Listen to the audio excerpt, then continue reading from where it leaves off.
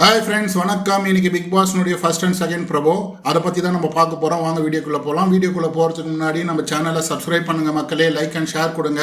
Share and like கொடுத்தீங்கன்னா என் channel ரெக்கமெண்டேஷனில் பல பேருக்கு போகும். ஸோ எனக்கு ரொம்ப யூஸ்ஃபுல்லாக இருக்கும். வாங்க வீடியோக்குள்ளே போகலாம். சேதுபதியினுடைய கேள்வி, ஆனால் மொத்த மக்களுடைய மனசும் அதே கேள்வி தான். இந்த வீட்டில் எப்போ 50 நாள் சீட்டை தேய்ச்சிட்டாங்க அப்படின்ற மாதிரி கேட்குறாரு. அதாவது வந்து எப்படியோ 50 நாள் தப்பிச்சிட்டாங்களே அப்படின்ற மாதிரி கேள்வி கேட்குறாங்க. அதுக்கு ஒவ்வொருத்தராக அவங்களுடைய பதில் சொல்கிறாங்க. அரோரா சொல்கிறது தான் எனக்கு வந்து பார்த்தீங்கன்னாக்கா ரொம்ப சிரிப்பாக இருக்குது. ஏன்னாக்கா அவங்க வந்து ரம்யாவை சொல்கிறாங்க, ரம்யாவது பரவாயில்ல, அவங்க எதுவுமே கேம் விளையாடலன்னா கூட ஒரு 2-3 டாஸ்க்காக விளையாடினாங்க. அந்த ஃபர்ஸ்ட்லாம் டாஸ்கில் நல்லா பண்ணாங்க. நீ என்னம்மா பண்ண, நீ என்ன பண்ணின்னு இருக்கிறன்னு தெரியுதாங்க, வீட்டுக்குள்ளே இன்னும் கேவலமான வேலை பண்ணிட்டு இருக்க தெரியுதாங்க, கம்மு மாமாவோட என்ன பண்ணிட்டு இருக்க தெரியுமா, நீ இவ்வளவு நாள் வந்ததே ஃபர்ஸ்ட் துஷார் நாள் தான் வந்த, அதுக்கு அடுத்தது இப்ப கம்மு மாமா பின்னாடி சுத்திட்டு இருக்க. பிக் பாஸ் உன்னை வீட்டுக்குள்ள ஏன் தெரியுமா வச்சுட்டு இருக்காரு, உனக்கும் பார்வதிக்கும் என்ன சக்காலத்தி சண்டை வருமா அப்படின்னு எதிர்பார்த்துட்டு இருக்காரு பிக் பாஸ். அது வந்துச்சுன்னா அடுத்த வாரமே உன்னை பேக்கப் பண்ணி அனுப்பிச்சிடுவாங்க மாறோரா, கவலைப்படாத. நீ எதனா பெரிய கண்டென்ட் கொடுப்பன்றதுக்கோசரம் வெயிட் பண்ணிட்டு இருக்காங்க. அதுவும் அந்த சக்காலத்தி சண்டைக்கோசரம் வெயிட் பண்ணலாம், பார்க்கலாம். நீ கொடுக்குறியா இல்லையா, இப்படியே இல்லை ஏமாத்திட்டு நீ 100வது நாள் வரைக்கும் போறியான்னு பார்க்கலாம். நீ ரொம்ப உஷாராக தான் கேம் பண்ணிட்டு இருக்க. விஜய் பார்வதிக்கு இது எதனா ஒரு முற்றுப்புள்ளி வச்சாங்கன்னா நல்லா இருக்கும். அதுக்கடுத்து கம்ருதீன், திவ்யா, சுபிக்ஷா இவங்க எல்லாருமே ஒருத்தர் பேர் சொல்லிட்டு இருக்காங்க. அதுக்கப்புறமா வர்றதுன்னா நம்ம ஆக்டிங் குயின், பக்கா ஃப்ராடு குயின், பக்கா விஷ பாட்டில் குயின். நீ இவ்வளோ நாள் டேஸ்ட் வந்தியம்மா, நீ என்னம்மா பிக் பாஸ் வீட்டில் பண்ண, எதனா ஒரு டாஸ்க்காக நீ விளையாடினியம்மா. ரம்யாவது பரவாயில்லமா, 2-3 டாஸ்க் ஆரம்ப காலகட்டத்தில் விளையாடினாக்கா கையை காலை வச்சுக்கினா ஏதோ ஒன்று பண்ணா. நீ என்னம்மா பண்ண வியனா, மற்றவங்கள சொல்கிறதுக்கு முன்னாடி நம்ம என்ன பண்ணோம் அப்படின்றத நீங்கள் யோசனை பண்ணணும். வியனாவும் ரம்யா பேர் சொல்கிறாங்க. ரம்யாவும் ஒன்றும் கேட்கல. ஃபர்ஸ்ட்டு பிக் பாஸ் வீட்டுக்கு வந்தால் ஒரு 2-3 வாரம் ஏதோ டாஸ்க் பண்ணாங்க, கத்தின்னு இருந்தாங்க. சேதுபதி என்ன சொன்னாங்க, நீ ஏமா இப்படி கத்துற அப்படின்னு சொன்னீங்கன்னா அந்த அம்மா என்ன சொன்னா, அந்த அம்மா என்ன நினச்சிங்கன்னா நம்ம ரொம்ப ஓவராக கத்துறோம் அப்படின்னு நினச்சிங்கன்னா கம்னிட்டாங்க. அதோட வாயை மூடிக்கினாங்க. விளையாட்டு விளையாடுறதே ஓரங்கட்டி வச்சுட்டாங்க. விளையாடுறதும் விஜய் சேதுபதி எதை சொல்கிறானாக்கா, கரெக்டான நேரத்தில் ஆர்கியூமெண்ட் பண்ணணும்.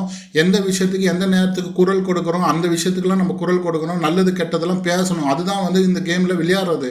நீங்கள் பாட்டுக்கின்னு டீ போட்டுக்கின்னு காபி போட்டுக்கின்னு எல்லாருக்கும் ஜூஸ் எடுத்து போய் கொடுத்துன்னுக்கிறதால இதெல்லாம் ஒரு விளையாட்டு இல்லை.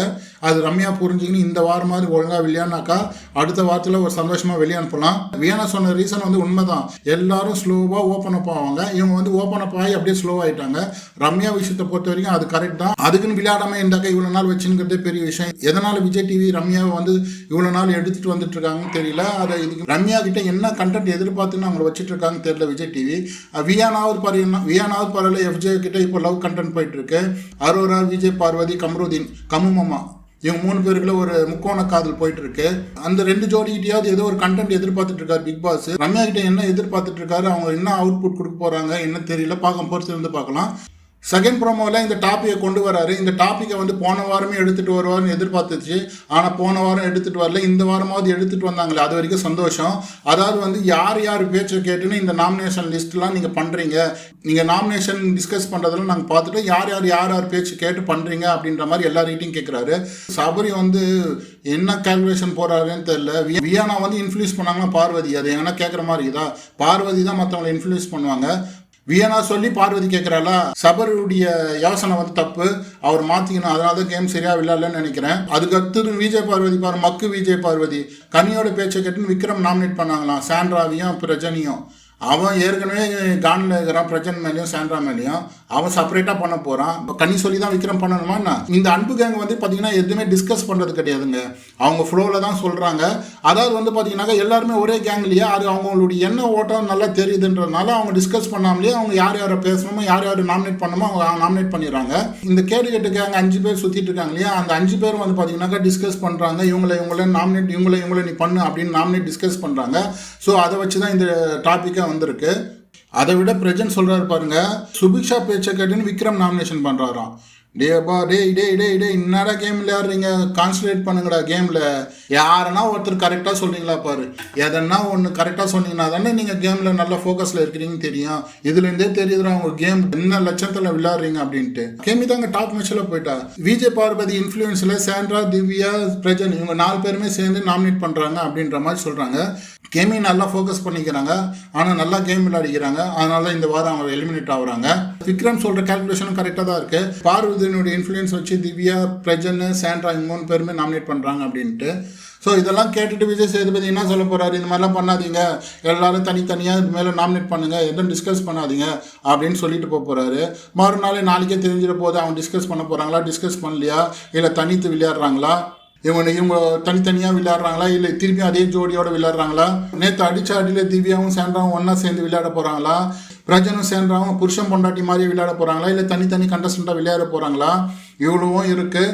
அதே போல் ரொம்ப பேர் சொல்லிட்டு இருக்காங்க, விஜய் சேதுபதி சாண்ட்ராவை அடிக்கவே இல்லை, திவ்யாவை தான் பொலன்னு பொழந்தாரு, ஆனால் சாண்ட்ராவை இன்னும் பொழந்துருக்கணும் அப்படின்னு சொல்கிறாரு.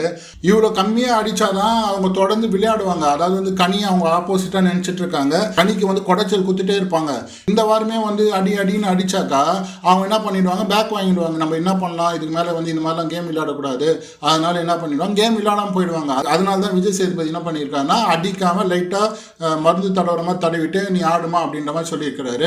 சாண்ட்ராவும் பார்த்தீங்கன்னாக்கா கனியை விட மாட்டாங்க. நேற்று எபிசோட்ல லாஸ்ட்ல பார்த்தீங்கன்னாக்கா அந்த சாண்ட்ரா அழுவாங்க. ஆனால் என்ன சொல்லி அழுவாங்க பார்த்தீங்களா, அந்த கனி இந்த மாதிரி சொல்லிச்சு அப்படின்னு அழுவாங்க. சாண்ட்ராவுக்கு கனி மேலே இன்னும் செம்ம காண்டில் இருப்பாங்க. அவங்களுக்கு இப்போ இன்னும் அசிங்கமாக இருக்கும். என்னடா கனி எதிர்த்துல நம்ம இந்த மாதிரி அசிங்கப்பட்டுட்டோமே அப்படின்ற ஒரு கான்செப்டில் போயிட்டு இருப்பாங்க.